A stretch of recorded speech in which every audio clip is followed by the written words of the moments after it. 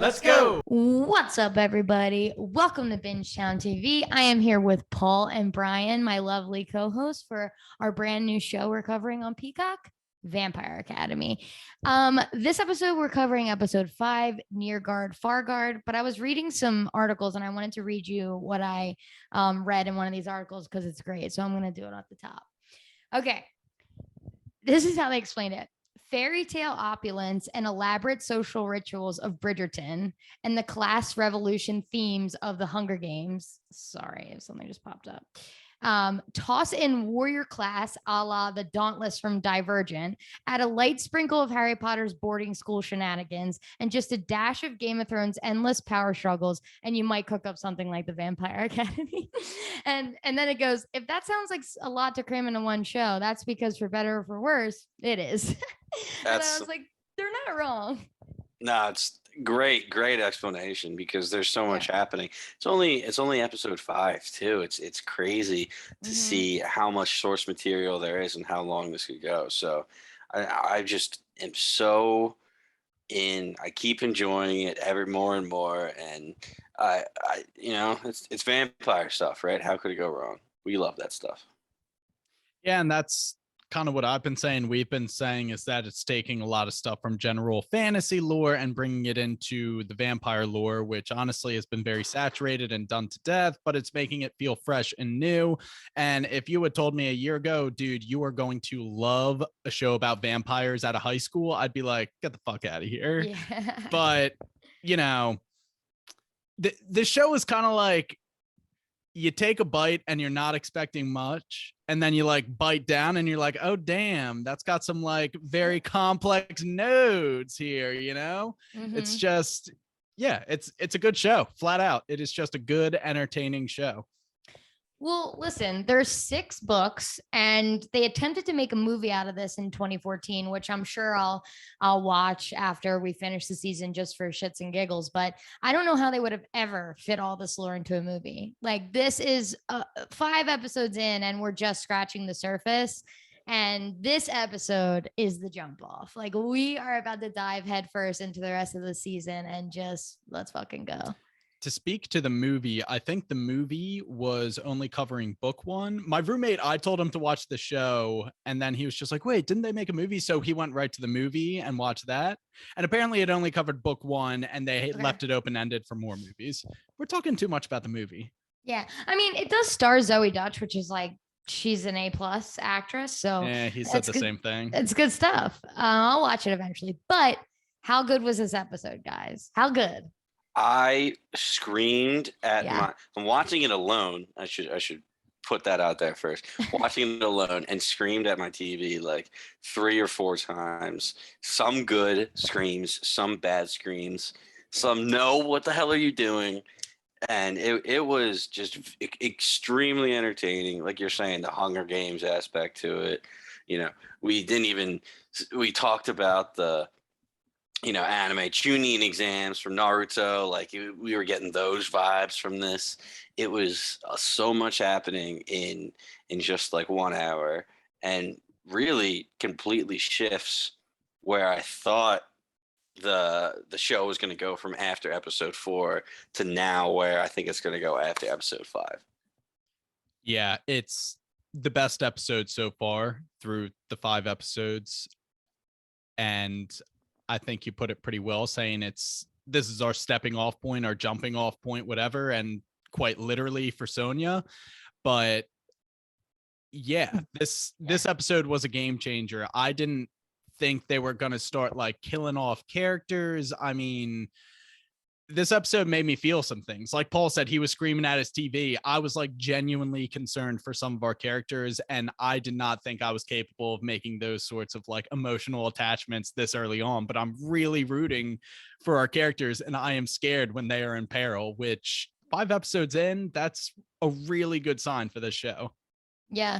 And speaking of Sonia, for anyone listening, I think this will drop on Wednesday the 28th or maybe Thursday the 29th. We just recorded, it's such a good episode with Janetta Kaiser, who plays Sonia. She's the coolest, so keep an eye out for that. It was such a fun conversation, and she wouldn't give us any spoilers, even though I tried.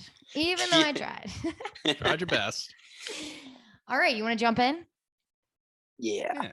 So we leave off episode 4 with them capturing a Strigoi, and it's the end of part 1 of the test, right? Whoever was left with their blood bags is going to move on to the next round of this, right? They're getting thrown into a guarded area. There's going to be fake Dhampir that are going to act as Strigoi and try to attack them, and they have to. It's Rose and 4 others, and they have to just keep their Moroi safe. It's whatever it is. They have the blood bags again, and they need to protect their people.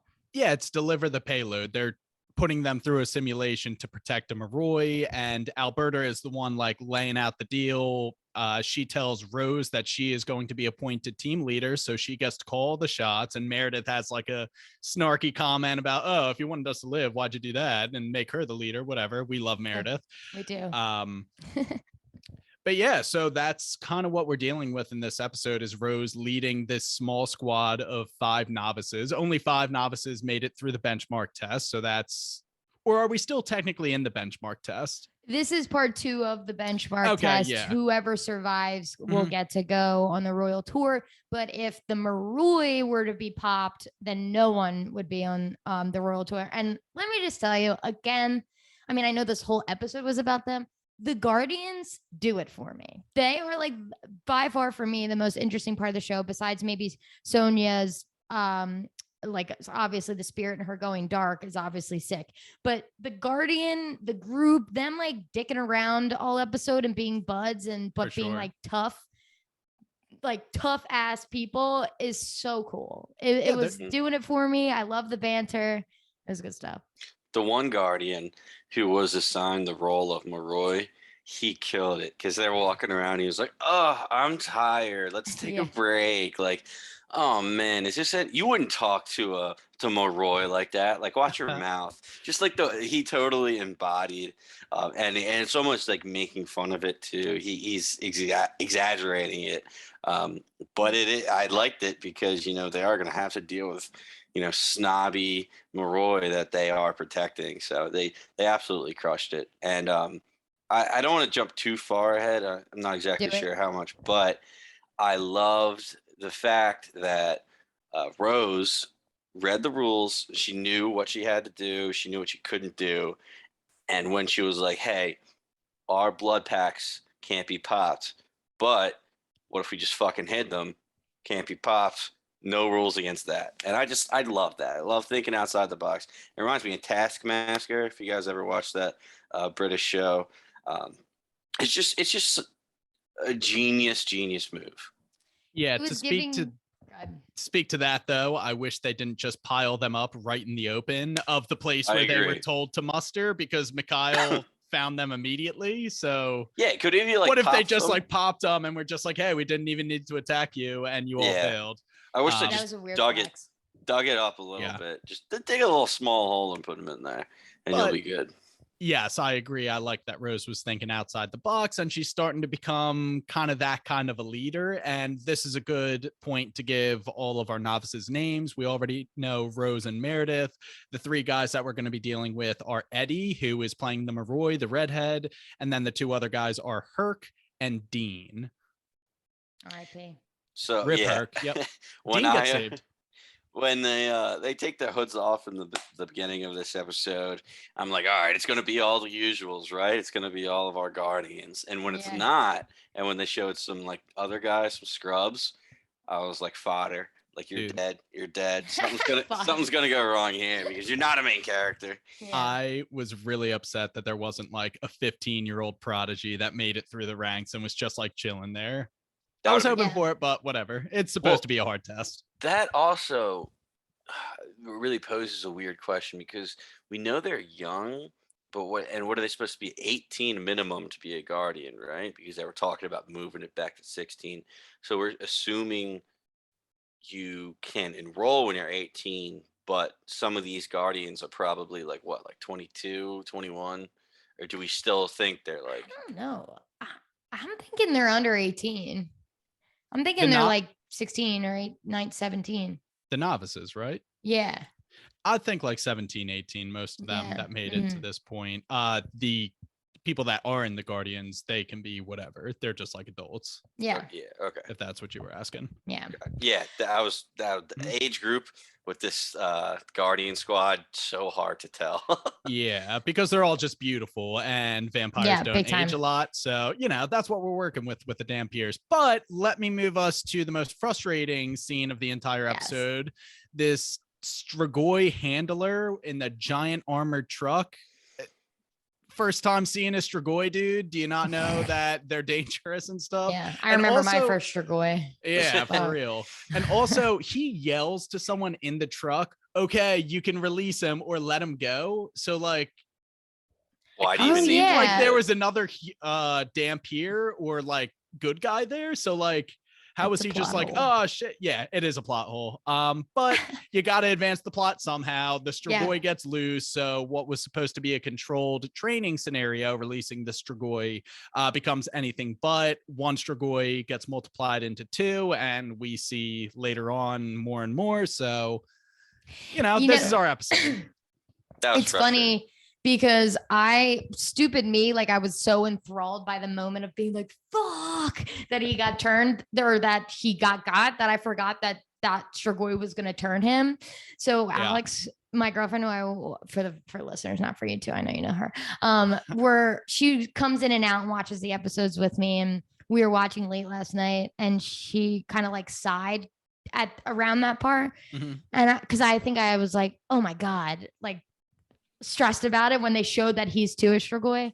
And I was like, I thought she was just tired. And then she was like, I'm so pissed they're both Strigois. I was like, yeah, she's watching. That's awesome. I'm just stressed out. I was like, yeah, you like it. I agree though. Most frustrating part of the scene, and you gotta assume, one day the fucking Strigoi handler will have an off day and he'll get caught like that. But still, seriously, like, you have that thing around his neck, you let him go, you let what do you expect him to do? You're standing 5 feet in front of him, insulting him, calling him an animal. Of course he's gonna attack you. And all I could think about was, you should have just opened the back doors, went in reverse at like 40 miles per hour, and then slammed on the brake, and then that Strigoi just went flying out the back. And that would have been the perfect way to get him into that tunnel. But I just want to bring up one other quick question too. So every time a Strigoi kills somebody, he doesn't always make them a Strigoi, right? You have to like feed him your blood. You have to make it a point. He did that to Mikhail, and that was, I was wondering, like, I saw these other bodies just kind of chilling there, and when Mikhail walks up and sees it.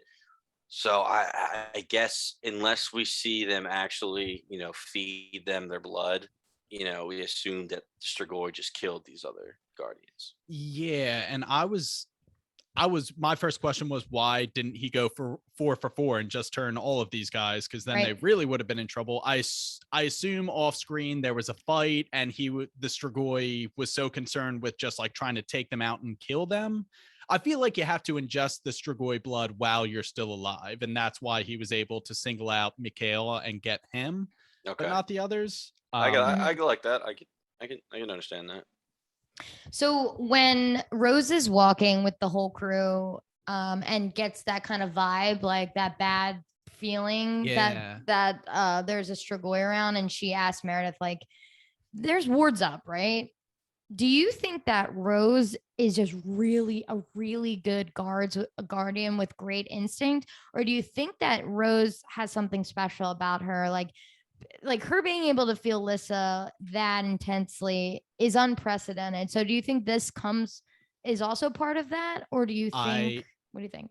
So they've already said that spirit users, some of them manifest as being like an empath. You can see people's auras. I would imagine Strigoi have like an evil presence, like an evil aura. And it seems like some of Lissa's spirit user abilities are rubbing off on Rose. Sure. It's got to be something through that avenue. Like, she is a little bit empathic and can sense Strigoi because she is an unofficial spirit user.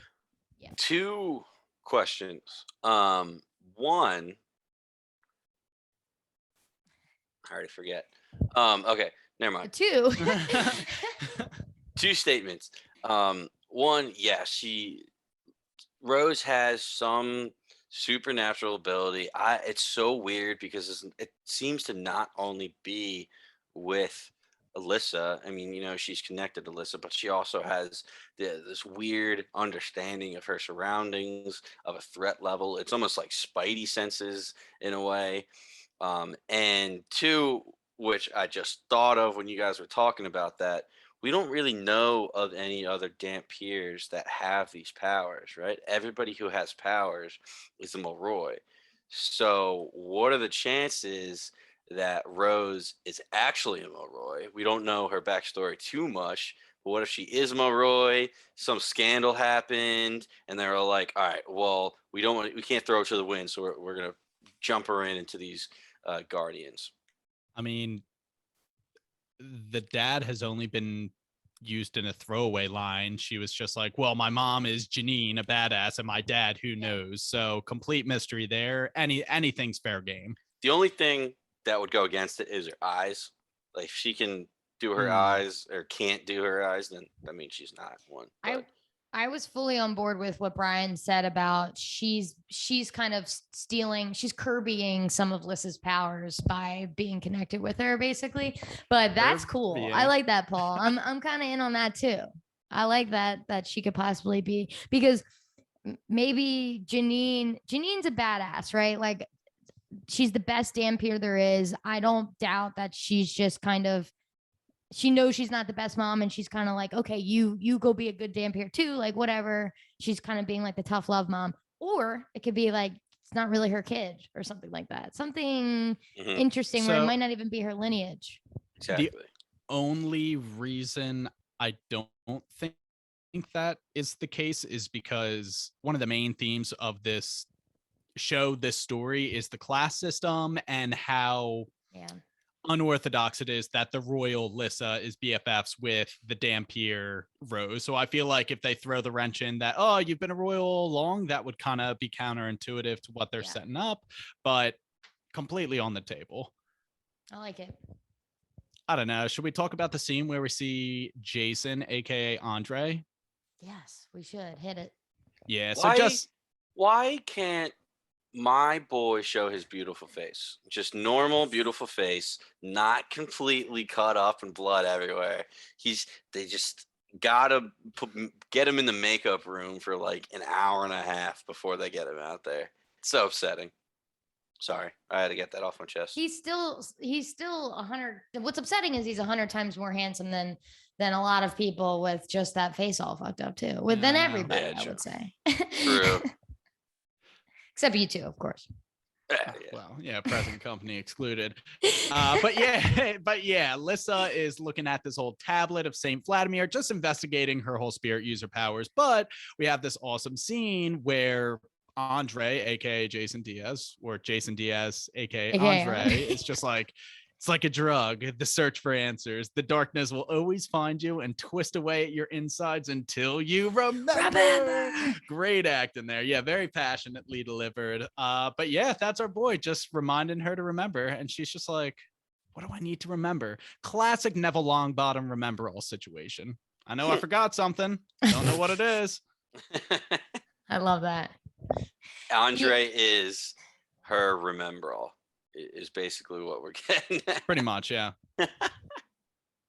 Yeah, but Lissa really, until she gets to like actually going to help out the Dampier crew, there's not much. She just keeps searching for more answers, and she runs into Tatiana at one point, who actually drops the little knowledge to drop some drama, I guess, that they let a Strigoi in. We didn't even, oh yeah, we did say it. I was gonna say we didn't say it. We literally did. Tatiana is such drama, that girl. She's just stirring the pot all over, stirring the pot. She needs a swift punch to the titty, man. She just needs, oh man, the way she just rolls in out of nowhere and immediately takes control is so frustrating, because you're like, dude, just the way she talks and towards everybody, like, she believes that she is, top tier and almost she sees herself better than others around her, or at least Yeah. smarter per se. And it's like, who are you? Like, we don't even know your backstory too much. All we know is you came in, banged Andre, and then finagled your way into the power system. So I think she's I great. yeah. So right now, she is the big bad for Yeah. me that I can tell. She's just like the little finger of this world, just like using her very knowledgeable information and twisting it however she wants to just consolidate her own power. But kind of while the novices are progressing on their journey, Lissa, like you said, once Tatiana breaks the news that a Strigoi is loose attacking Rose, it essentially becomes everybody at St. Vladimir reacting to this news and trying to stop it. So Lissa runs into Dimitri praying for Rose's safety and tells him to go. But we actually have some really, really great scenes with Victor confronting the council first and then the queen. And in the scene where he confronts the council, it's this one woman, and I'm not sure which of the royal families she's from, but she is kind of becoming the face of the bad people on the council. And he just says, I think he says, "You are a fucking monster," right to her face, because Loved she it. is just doubling down on the Dampier. Just by existing, they are a threat to our power. And she is just going all in on the Dampier are lesser citizens than us. And Victor's having none of it. Tatiana is just gassing up this woman, and he calls for an emergency vote that gets swiftly denied. And the way he maintains his grace when Tatiana tries to drag him through the mud, as I'm sure you're aware, 2/3 majority, he's like, don't talk to me like that. Get the fuck back in your lane. Had a badass line where he's like, she says that, like, oh, you don't know the rules. And he's like, bitch, I've been around since before your fangs dropped. All right. like don't question me about how shit runs here.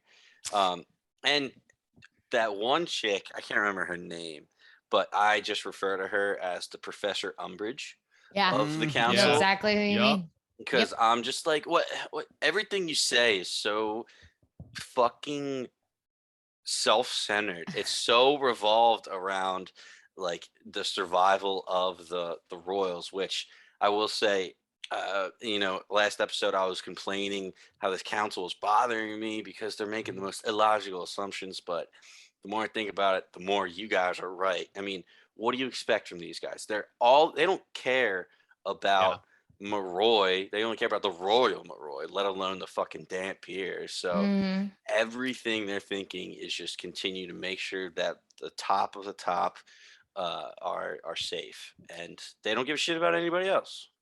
And to kind of try to put a lid on Victor's argument, she says, you better choose your next words very carefully because the queen agrees with us, and to go against her would be treason. And Victor says, well, I'm sure she's aware of it, but there's no way she can be in favor of it. And that takes us to the next scene where he confronts the queen, who is just having a nice midnight snack with her feet are there. And we had a conversation in our last recording where we were kind of thinking, what is the queen's deal? Is she good? Is she bad? And I thought she just didn't really care. She actually explained herself very well. She said, I'm not going to risk political upheaval just to be on your side in the name of justice. I think she's just part of the old era. She knows she's on the way out, and she wants to get through her reign without getting her hands very dirty and fighting for a cause because she's just over it.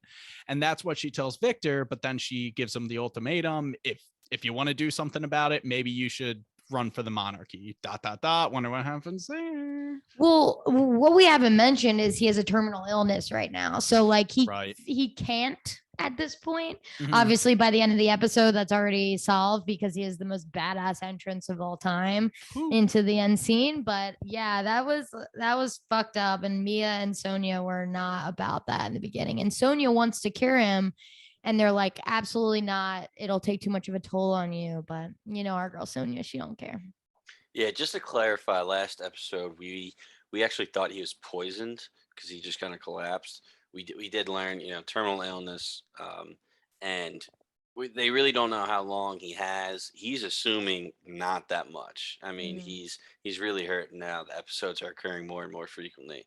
So, AKA, he can't run for anything because nobody's going to vote for somebody that's going to die. But that makes me, I don't know. Do you think it was just a terminal illness, or do you think somebody injected him to make him sick? I was still thinking injection or something. Yeah, Tatiana, when he was coughing at the council, they panned to Tatiana and she snickered and was just like, "Ooh, it's going all according to plan." That's about. And to jump forward ahead, when he does return at the end when he's healed, it shows Tatiana and she looks shocked. She's like, what are you doing? I thought you were fucking bedridden. So so it seems to be that there's a little bit more to his illness than just being sick. So speaking of Victor's illness, the next scene that we see Sonia is when she's catching up with Mikhail, and she's kind of just confiding with him about, my dad just told me he's terminal.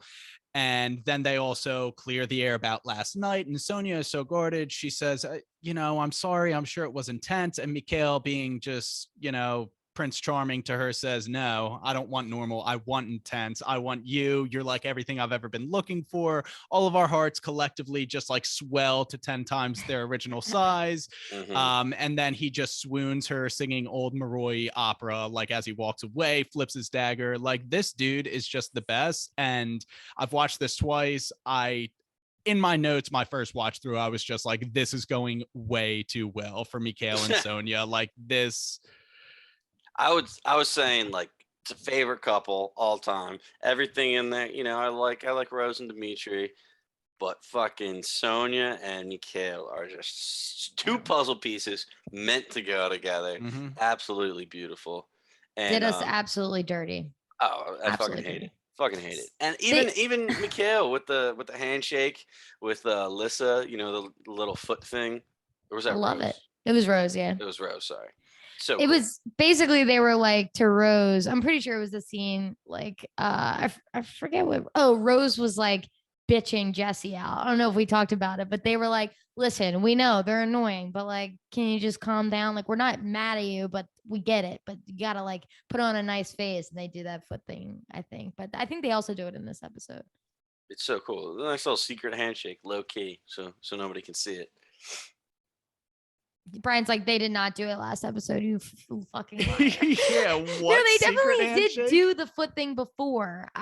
That's not the first time I saw that foot handshake.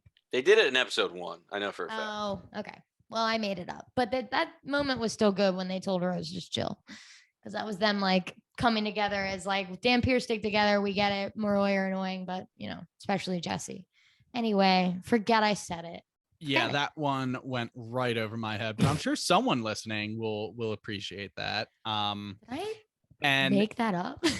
No, I think they did it in this episode, because I don't want to jump a bunch around, but we got to Rose and they're looking at the map and they're like, maybe they don't want us to go here. They're telling us to go here, but maybe it's a test. Maybe they want us to go somewhere more protected. So they have the whole setup in this little abandoned church, almost, it looks like. And she's like, all right, you guys chill here. We're going to scout. And Rose actually goes to find Mikhail, who is at their blood packets all stacked up in their old location. And he's like, pretty smart move, blah, blah, blah. And Mikhail is part of the Guardians that are, quote unquote, the Strigoi that are hunting them in this benchmark test. So he's just saying like, I'm just scouting, not going to say anything, just be on guard. And I think this is where they do the cool little secret handshake, just a little low-key foot touch. And this is when it starts to go downhill, right? Because Mikhail leaves.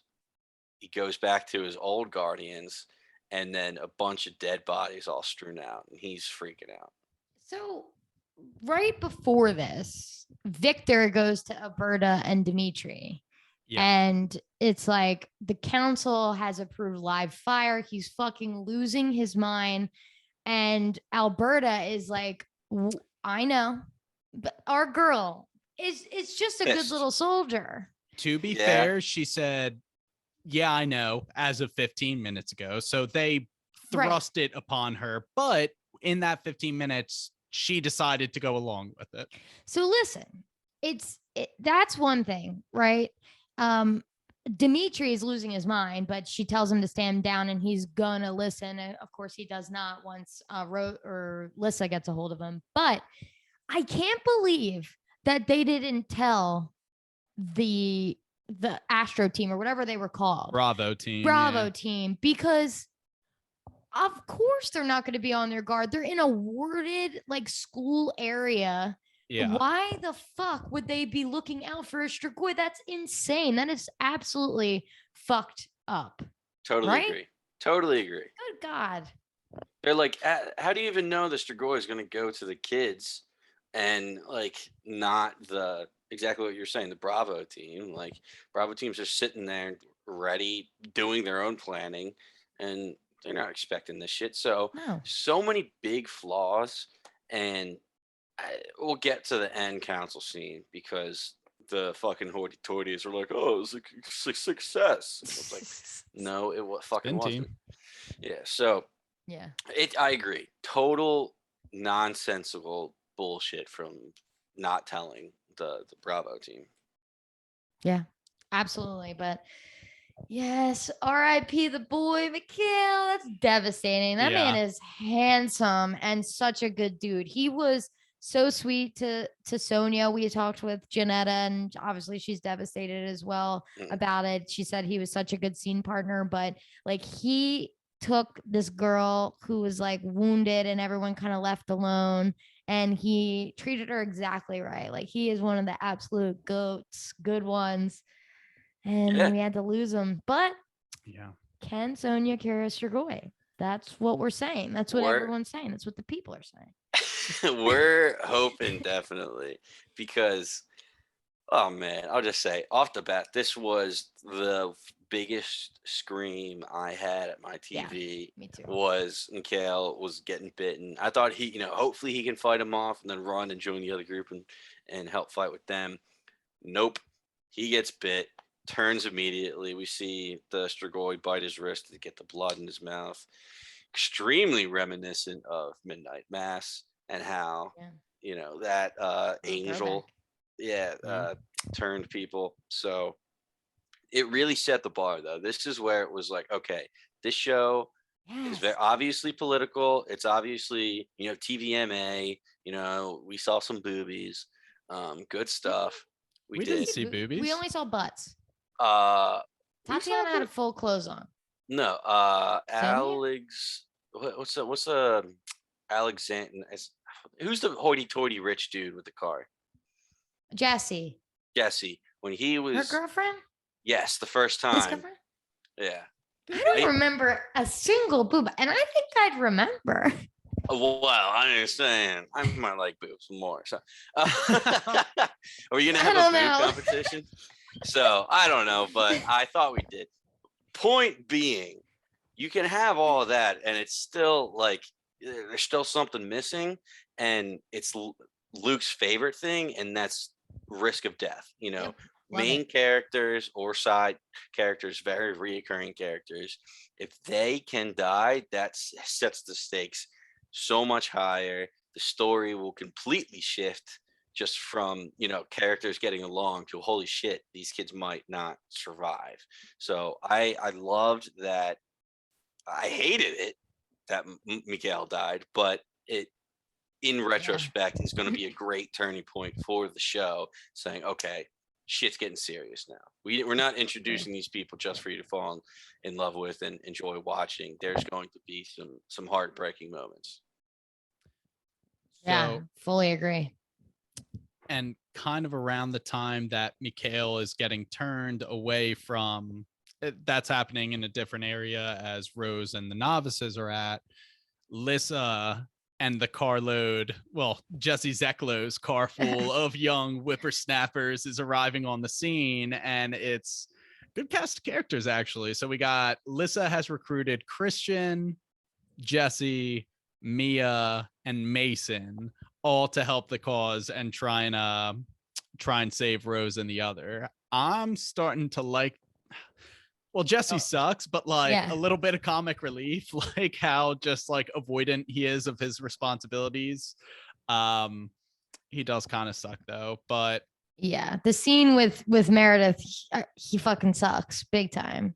Yeah. Yep. But I again agree. I love this. I also knew that I was really wondering how they were gonna get Jesse to marry Lissa. Like you knew that was gonna happen. He was the only choice. yeah. So it's like, how is she ever gonna pick this fucking doucher ever? How's she gonna come to this on her own fucking free will? And now we know that she ends up picking him. But yeah, we talked on the Janetta episode that chaos is ensuing, right? And Jesse's of course like, I'm getting the fuck out of here. I'm starving. You guys made me come out here. He's being such a little bitch, honestly. And Meredith just steals his keys, and then he starts threatening her in like a very like, I just need a sip. Why don't, and just like really starts doing that douchey boy man thing. And we did get it confirmed that blood whore is meant for Dampier. yeah, Mhm. yes. So there you And go. so Mia just fucks this man up.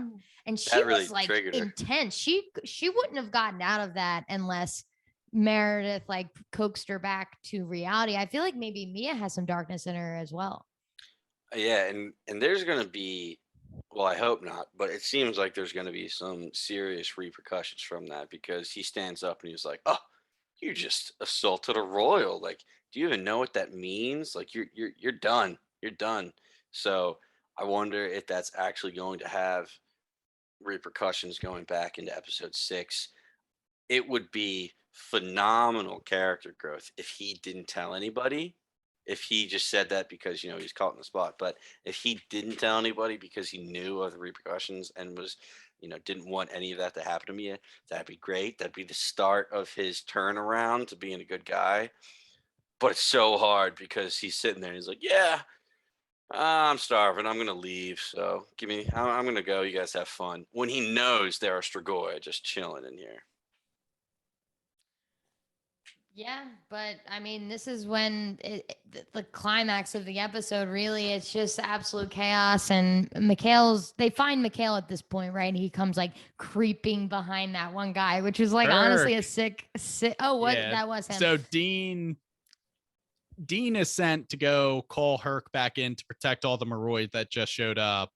And then Dean finds Mikhail, and you're right, great shot of Mikhail just like creeping behind. Mikhail also turning into a Strigoi looked phenomenal, and his The bone blood red cracking. eyes. Oh my gosh. Yeah. The bone cracking is the best, like the fucking spasms and shit. And yeah, he's I believe it's Herc is standing there, and then Mikhail kind of like creeps out from behind him, and you can see his Strigoi face, and that's when you're like, okay, we're screwed now. He looks evil. and yeah, so he gets cut, but he didn't get the blood in him, so he's still okay. He's not going to turn. Plus the whole other Lissa thing, where she actually healed him. That was like a whole other aspect to the craziness. Couldn't tell you how Strigoi Mikhail let Dean live and get away. Not sure how he made it back to camp, but he did. And once that happens, the group's like, "Oh shit, we gotta hightail it out of here." They all try and run through the church, and who's there waiting for them but Strigoi Mikhail. And one thing I also want to reiterate, we talked about it in the last recording, and I'm not even sure it's a bad thing now, but Strigoi are way, way stronger than anybody else in this universe 1v1. Yep. Especially Absolutely. like I was almost upset that Bravo team, even if they weren't expecting a Strigoi attack, there were only 2. I feel like 3 fully trained Guardians. I would expect to give 2 Strigoi a run for their money, probably beat them, but I guess that was an incorrect assumption on my part. I mean, we've seen that though in the earlier episodes when they're testing the wards and stuff in the gates. Like we see 2 or 3 Guardians come out and just kind of easily handle him. So I don't know what was going on here, but exactly like you're saying, it's almost like they're on meth. Like they have just so much sheer strength because that's the only thing going through their mind. And Rose is like, "All right, I'm going to distract. You guys get in the car, get away. You'll be fine. I'm going to fend him off." And yeah. Well, I was just gonna before say that, Christian is the one that steps up and gives Rose 45 seconds to Yes. contemplate her life and then decide to snap into action. Look, if I was a Moroi in this world, I would pour all of my time and effort into learning my magic. Yeah. Not even another question. We always talked about that in Harry Potter. Like all these kids are like complaining about studying, and it's like, bro, I would study so fucking hard if it means I could do whatever I wanted magic wise. Yeah. But just to go back on what I said last recording, I said that Christian, I thought he couldn't summon his own fire because he brought a lighter around with him. Seemed right here, he totally did. He had two Yeah. flamethrowers coming out of either hand. Love that guy. Yeah. And it does seem like there are limitations. He's like, I can't hold it that much. I'm not sure if that's because he's not very experienced or what, but you know, it does. Go ahead. It was really hard to control for him too. He said, you Yeah. know, it's like Avatar, man. It's like, oh my god, I can't think of his name. Who's the Zuko? boss? No, who's the Ozai? whatever. We'll cut that. Anyway, Rose and Dead Mikhail are fighting hand to hand, and Dimitri comes and saves the day because Rose was about to get got. I mean, she couldn't have taken Mikhail. I wonder if Mikhail is as a Strigoi is strong because Mikhail was strong as well. So like that's what I was thinking. Yeah, I mean, Dimitri got thrown aside too. Yeah. So let me talk about that for a little bit because you know my boy Dimitri comes in. I'm like, we're safe. Everybody's safe. The man is here. And you know, we did get like a real short fight, but I was a little upset because Dimitri got tossed pretty damn quickly. And I was like, come on, Meech. You're like, you're the guy. You're like, you are in charge. You are in charge of Lissa, like the last mating Dragomir. So I was a little bummed that he got knocked out so quickly. I would like to assume that in the books, there's a little bit more fighting going on and they needed to cut it down for time because this episode was so crazy. But also, how about them giving him a motorcycle to drive from St. Vladimir's to the place? If he didn't have to be cooler, like give him a motorcycle. Yeah, right. No helmet. Fuck it. Yeah. But yeah, Rose gets a few cuts. Devastating scene, with Dimitri and Rose kind of with dead Mikhail, right? So that was sad, and then not even close to as sad as when Sonia finds out. But yeah. So quick scenes with Lissa. She kind of she heals Dean, right? Mm-hmm. Yes. Heals Dean, which is crazy. Mia sees it. So that's something. Did Mia see it? Mia, there's a scene of Mia like creeping around the car watching her do it. And then we shoot to her and Rose kind of like pillow talking after, not really, but and she heals her hand and Rose is like, yo, that's not normal, dude. I've been feeling some emo shit. This ain't normal. Well, Lissa's like super excited about it, almost like to a fault. And Rose is like, just settle down there, Lissa. Mm-hmm. She says, like, are you sure this is a good thing? And Lissa's like, how could it not be a good thing, right? I'm healing people. But I think Rose is coming from I'm your guardian. I am here to protect you. And there are people that might want to come for this extremely rare power. So maybe let's keep it on the down low for now until we learn more about it. A little bit of lore. They said Vladimir was like the founder of their religion. And then also Lissa can't even remember the motto or the saying, but apparently it's a famous one. She goes, St. Vladimir, something, spread joy on a farm with Anna beside him. And it's like a known saying. I'm not sure what any of this means, but it's all just like little traces of their religion. And then as the conversation between Rose and Lissa continues, Lissa says that she wants to track down this dude. It's like a librarian or maybe just someone who's very well versed and read on the vampire's history, but someone who she believes can help her learn how to control her spirit user powers or just be able to use it and not have any of the adverse side effects like she believes St. Vladimir was able to. And she's like, well, the dude's all the way in Lisbon, and the only way I'm going to see him is if I go on the royal tour. Yeah. And that's for voting families only. And we know what she has to do if she wants to vote again. Marry this son of a bitch. Just to jump back to the lore that you dropped about Vladimir with Anna next to him. Obviously, super vague, not a whole lot of information on it. But the one thing I got was okay, we know Vladimir has this, silver threaded tongue, I believe is what they called it, to manipulate other people or tell them what to do. Rose is connected to Lissa, and if Anna was there beside Vladimir, does Yeah.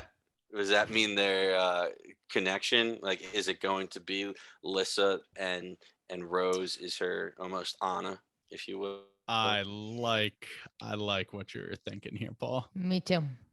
I Yeah. cosign. Yep. Cosign. Triple cosine. Yep, got all three. So, yes, what I was alluding to is to get on the royal tour and find this guy. She realizes, okay, I'm going to have to go through this engagement with Jesse Zeklo. Sees him at his room. She's just like, hey, you don't like me. I don't like you, but I have to do this. It's my duty. Let's make it happen. I want to start spending some more time with your parents if we do get engaged. And oh, hey, they're going to be on the royal tour, right? I should just like tag along with them. So that seems to be where Lissa's story is heading. Yeah. And then our next scene is Mia breaking the news to Sonia, and emotional scene here. Sonia's just like, you're lying. Why would she tell me this? Like this isn't funny. It's kind of heartbreaking for Mia too. This character who we've kind of thought of as a bitch, how she not to sugarcoat it or anything, but honestly, she's been very a little rough around the edges for her to just like be real tender with her sister Sonia. You can tell that Mia and Sonia seem to really care about each other a lot, despite what Sonia says or Mia says about her. So this was just like a really good kind of family scene where they're there for Sonia, but Sonia can't take it well. That was the one thing she had going for her. Yeah, she's like, I just saw him sing an old Moroi opera walking away. Like, we had one of the best moments. Like, that was the last time you saw her. I'm sorry, that was the last time she saw Mikhail, one of the happiest moments they ever had. And then all of a sudden you get the news, nope, sorry, he's dead. And it's like, of course I would be like, I don't believe you. Like, this can't happen. I just saw him. And this triggers the really snapping of her head. She's like, wow, I can't believe I just lost him. One of the few people that make me happy. I'm not going to lose you too, Dad. And bang, slaps her hands on his head, glowing everywhere. It's the same gold glow for the most part that seems to be the silver threads that come out of Lissa's mouth when she uses her power. So it's got to be in the same vein. I don't know if it's the same exact powers. Maybe there's little differences because there's like differences in how people can use fire.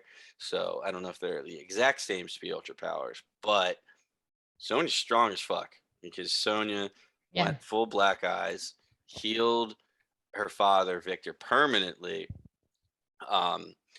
and I think I'm gonna mix up the next scene. So you guys. So Mikhail dying sucks, but what happens after gives us two great things, right? Victor had a terminal illness. He was going to die. Fuck that. We need Victor. Victor is the GOAT. Yep. This guy is going to it is our protagonist on the good side, right? In the where the council's concerned anyway, for that storyline.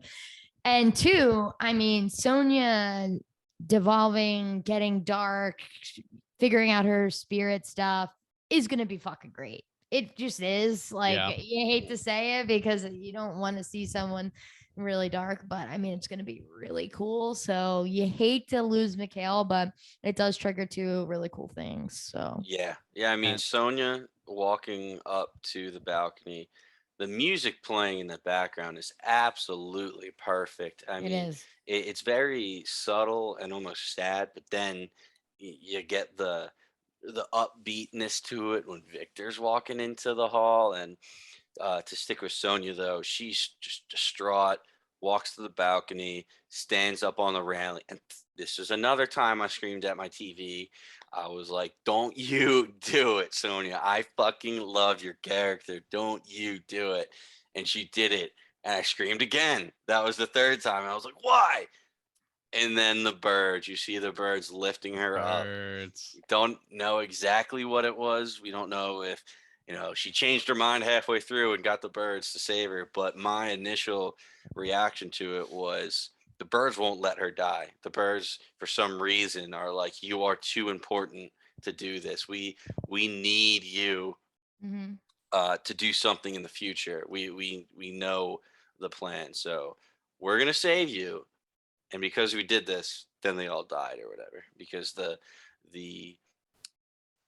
the way it usually goes, it seems like when Sonia healed her father, she gave him health, and she kind of he.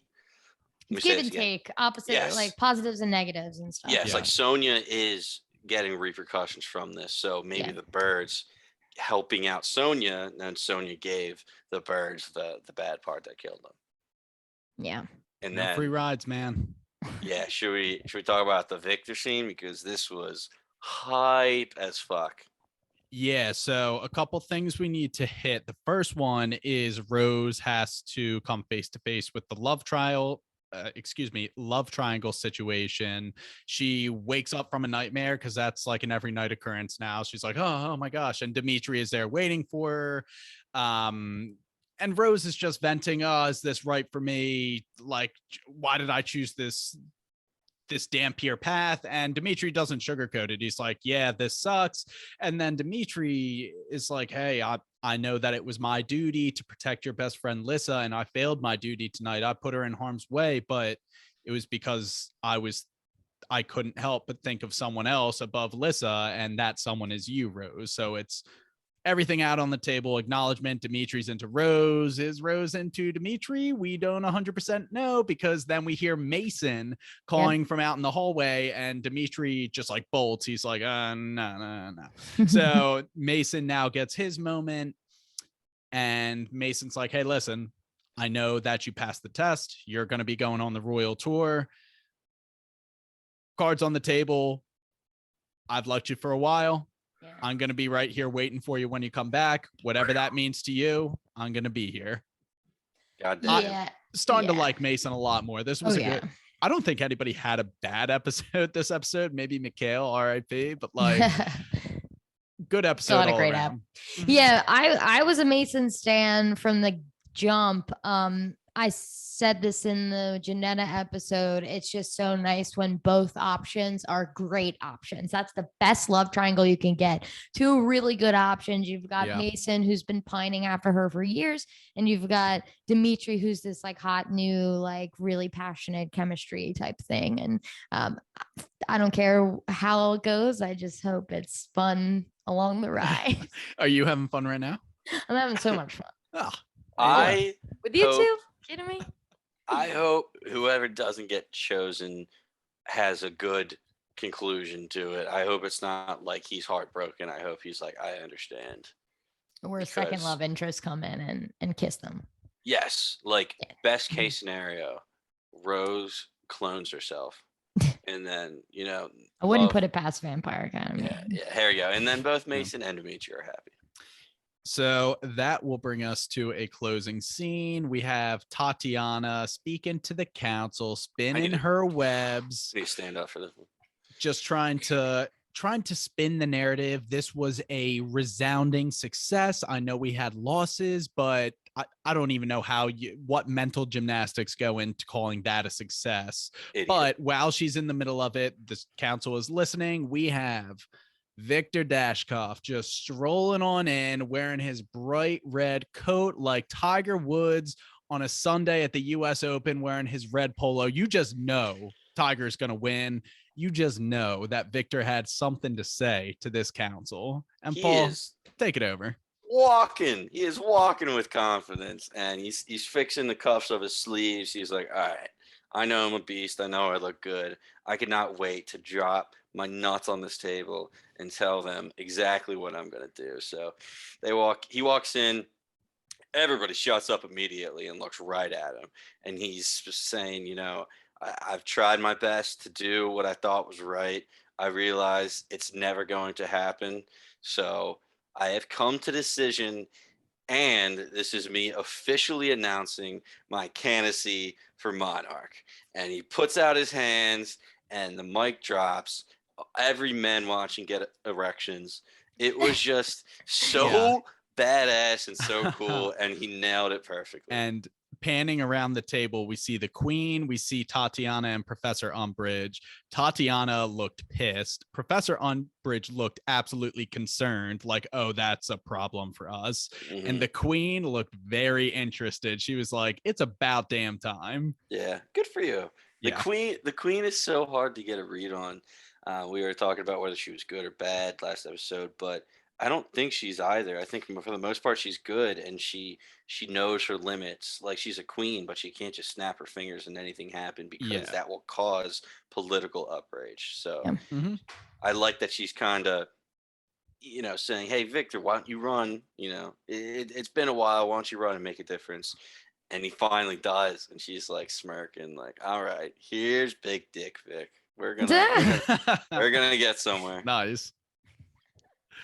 Yeah. Lean, any thoughts on, well said. How could I follow that up? That was perfect. And that was almost as good as Victor's entrance. You matched his energy. He's so good, man. I love him.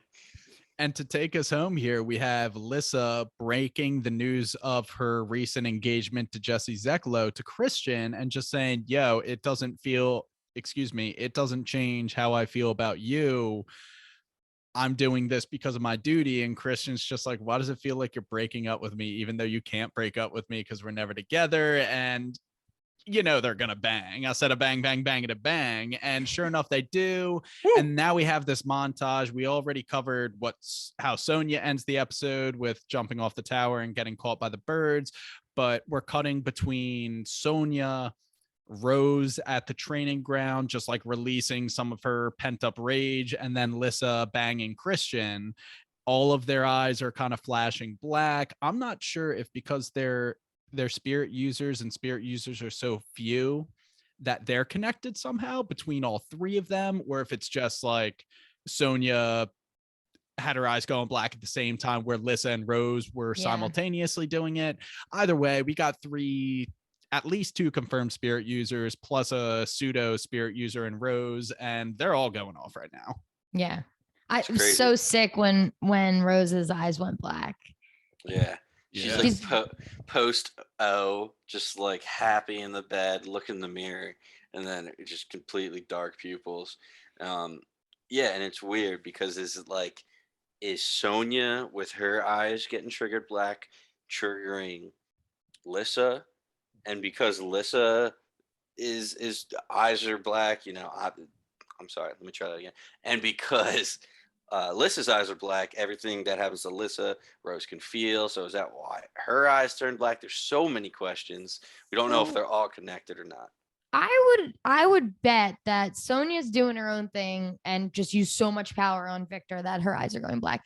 Lissa had just cured Christian's hands that were fucked up in the bed, which is why her eyes went black. And I think that Rose's eyes just went black because Lissa's eyes went black. I don't think those two have anything to do with Sonya's. I think it was just like a really cool linking montage that was all happening at once, because what a tough day, And a great song, great montage. But yeah, I mean, it could be anything. What the fuck do I know? But that's just how I took it. No, I'm with you there. Look at the SME over here.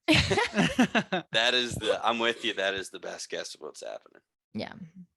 But great episode. Great episode. I do just want to note, I think my favorite guy character has changed to Victor after this episode over Christian. Yeah. And Christian also had a very strong episode, but I think Victor is just that dude.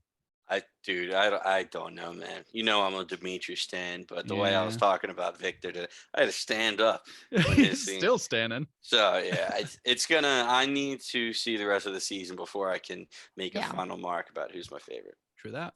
Yeah, I'll give it to Mikhail for this episode, just because he deserves it. That singing was top notch. They definitely added that just because that man can sing, because that was beautiful. And the old Maroi is the same guy who made up Dothraki in Game of Thrones. Like, that is an actual language they came up for the show. Old Maroi. Yeah. That's so awesome. that just adds another layer to it, and that's so sick. Props. Yeah. Go Peacock. Also, Peacock, if you're listening, we would love the screeners for this. We would love them. If you want to throw us some screeners, we would watch them and cover them and love them. Honestly, Peacock, if you're listening, I'm paying $6 a month. Why do I still have to watch ads? Give Bingetown an account. No ads. The golden account. Yeah, no. Yeah. All right. Anything else, guys? Great So show. excited. Excited. All right, guys, that is our episode 5 coverage. We're so pumped. We're midway through the season. I believe there's 10 episodes. And I think that this is just going to be an all rise type deal. I think it was a smart move for them to drop the 4 and then just have it rip one by one. I thought that was a good way to capture it. But yeah, if you like what you heard, give us a follow on Bingetown TV. All of your social media, Twitter, Instagram, all of that. BingetownTV.com kind of organizes all of our stuff. You can click around on the link, see what we're doing. We also have a Patreon, patreon.com/BingetownTV.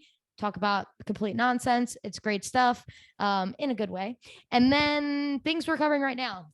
House of the Dragon, so fun. If you're not watching that, absolutely watch it. It's just the light of my life right now. It's so good. Get out of the rock you're living under if you're not watching that. Yeah. Rick and Morty, which is so good this season, as per usual, we're covering, and I think that's on episode 4 now. Then coming up, Midnight Club from Mike Flanagan coming up on Netflix. We are so pumped. Spooky season. So yeah, subscribe. We love you guys. Chat us up with anything. Of course, we loved the Twitter engagement from last episode that was correcting some of the things we asked for. So keep it up. We love it. We're new to this lore, and you guys have read all the books. So tell us what's what. We are Bingetown TV, and thanks for listening. Love you.